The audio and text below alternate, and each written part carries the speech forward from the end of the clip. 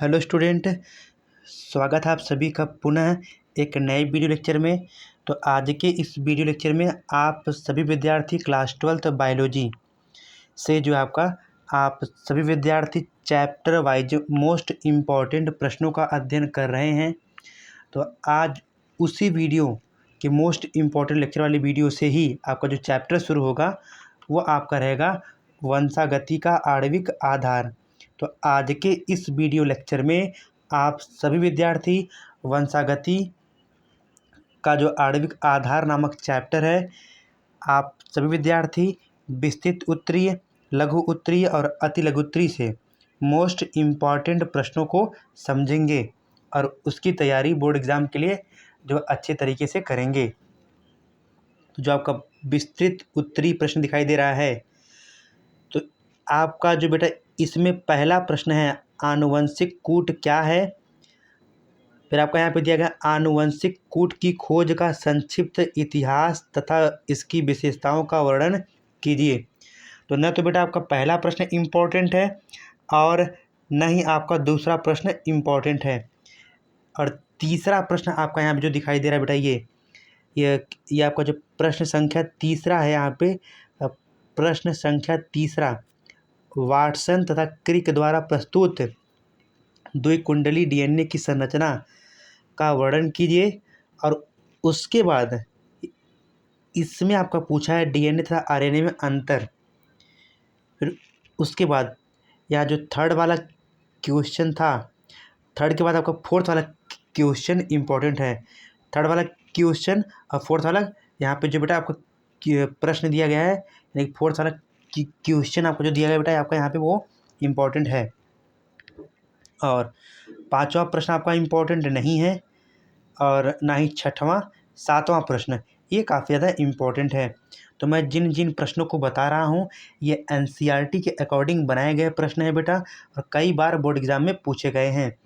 तो आपका यहाँ पे आरएनए कितने प्रकार का होता है, टीआरएनए की संरचना का वर्णन कीजिए। और उसके बाद ना तो आपका आठवां प्रश्न इम्पोर्टेंट है, ना ही आपका बेटा नौवां, ना टेंथ वाला जो टेंथ वाला क्वेश्चन है बेटा आपका टेंथ वाला क्वेश्चन इम्पोर्टेंट नहीं है, ना 11th वाला क्वेश्चन इम्पोर्टेंट है बेटा, 12th इम्पोर्टेंट ले सकते हैं। हर्शे तथा चेस के प्रयोग का वर्णन कीजिए जिसमें उन्होंने सिद्ध किया था कि डीएनए ही आनुवंशिक पदार्थ है। उसके बाद प्रश्न संख्या 13 और 14 और 15वां, तो आप देख सकते हैं बेटा यहाँ पे जो प्रश्न संख्या 13 आपका है, डीएनए क्या है, डीएनए की द्विकुंडलीन संरचना का उपयुक्त चित्र बनाकर समझाइए। और साथ ही साथ आपका जो प्रश्न संख्या 14 है, डीएनए अणु का द्विगुणन किस प्रकार होता है, विस्तार से वर्णन कीजिए। और यहाँ पे प्रश्न संख्या 15, तो जिन जिन प्रश्नों को बता रहे हैं बेटा, यदि आप कापी और कलम लेके बैठे हैं तो नोट कर सकते हैं, अन्यथा इस वीडियो को रोक करके आप स्क्रीनशॉट भी ले सकते हैं। वाटसन एवं क्रिक द्वारा प्रस्तुत डीएनए की रासायनिक संरचना का वर्णन कीजिए तथा इसकी आनुवंशिक पदार्थ के रूप में मान्यता का उल्लेख कीजिए। तो आपका देखिए यहाँ पे 15वां, 14, 13 और 12। उसके बाद आपका जो प्रश्न यहाँ पे रहेगा आपका 7वां, तीसरा और तीसरा, चौथा, दूसरा नहीं बेटा आपका। तो अब आप आएंगे बेटा लघु उत्तरीय प्रश्न में। वैसे तो हमारे पास लघु उत्तरीय प्रश्नों की जो संख्या है वो टोटल आपके पास होने वाली है, यहाँ पे आप देख सकते हैं यहाँ पे 23। तो 23 प्रश्न है आपका, मतलब 23 प्रश्नों की संख्या है। तो 23 प्रश्न अर्थात 23 क्वेश्चन आप सभी विद्यार्थियों को नहीं पढ़ना है, आप उन्हीं क्वेश्चन को पढ़ेंगे जो मैं बताऊंगा, केवल इम्पोर्टेंट क्वेश्चन को। जैसे आपका यहाँ पे दिया गया है कि विभिन्न प्रकार के आरएनए का वर्णन कीजिए। तो विभिन्न प्रकार के आरएनए का मतलब केवल आरएनए 3 प्रकार के होते हैं, उन्हीं का वर्णन करना है बाबू आपका।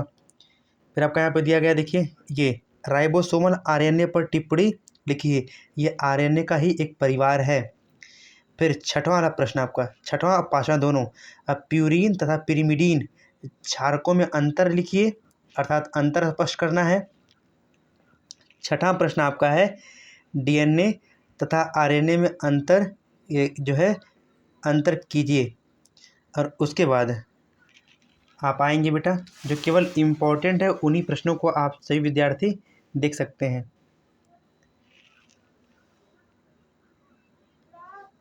यहाँ देखिए, डीएनए की आणविक संरचना बताइए, ये प्रश्न काफ़ी इम्पोर्टेंट है। उसके बाद अनुलेखन पर भी जो है विस्तृत टिप्पणी लिखिए।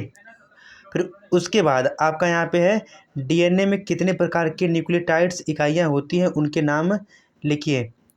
और उसके बाद आपका है चारगाफ के नियम की व्याख्या कीजिए। फिर आपको यहाँ पे ये बताना है चारगाफ के नियम की व्याख्या कीजिए। उसके बाद आपका यहाँ पे है आप सभी विद्यार्थी का देखिए वो प्रश्न संख्या 19, कार्य के आधार पर आरएनए कितने प्रकार के होते हैं, संक्षेप में वर्णन कीजिए।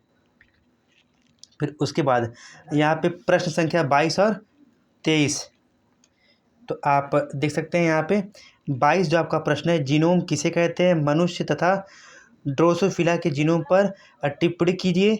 और 23 वाला जो प्रश्न आपका है, आनुवंशिक कूट क्या है, इसकी कोई 4 विशेषता लिखिए। तो ये रहे आपके विस्तृत उत्तरीय और लघु उत्तरीय से प्रश्न संख्या। अब आप आएंगे अति लघु उत्तरीय से, आप केवल उन्हीं प्रश्नों को पढ़ेंगे जो इम्पोर्टेंट होंगे। पहला आपका इम्पोर्टेंट है, न्यूक्लिक अम्लों में पाए जाने वाले प्यूरीन तथा पिरिमिडीन क्षारकों के नाम लिखिए। फिर आपका यहाँ पे देखिए बेटा, यहाँ पे डीएनए तथा आरएनए का पूरा नाम लिखिए।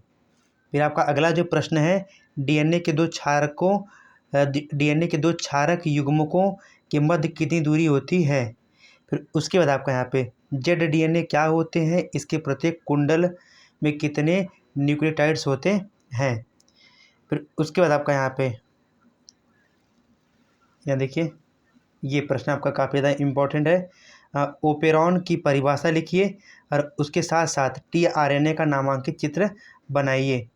और यहाँ पे जो आपका प्रश्न है, रेप्लिसोम तथा रेप्लिकोन में अंतर स्पष्ट कीजिए। तो ये आपके जो है इम्पोर्टेंट प्रश्न है बेटा। यदि आपको इनका आंसर नहीं मिलता है तो आप कमेंट कीजिएगा, मैं इनका वीडियो बना दूंगा।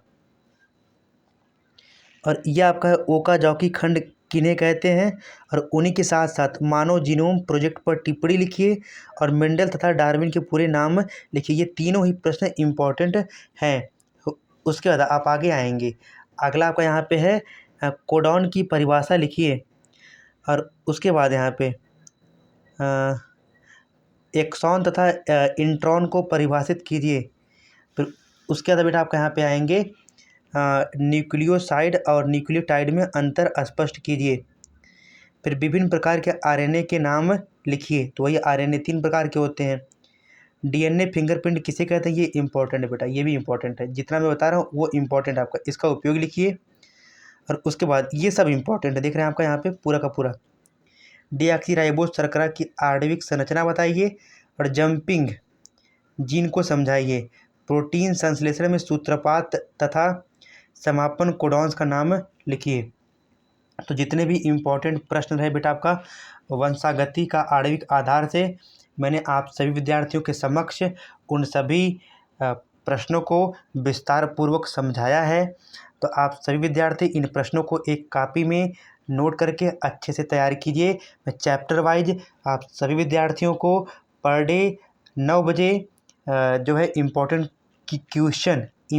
प्रश्न की सीरीज आप सभी विद्यार्थियों को प्रोवाइड करता रहूँगा। तो ऐसे ही ढेर सारी वीडियो पाने के लिए आप हमारे यूट्यूब चैनल अनुज सर से जुड़िए, ताकि मैं आप सभी के लिए मोस्ट इम्पॉर्टेंट वीडियो की सीरीज ये चलाता रहूं। धन्यवाद माय डियर स्टूडेंट।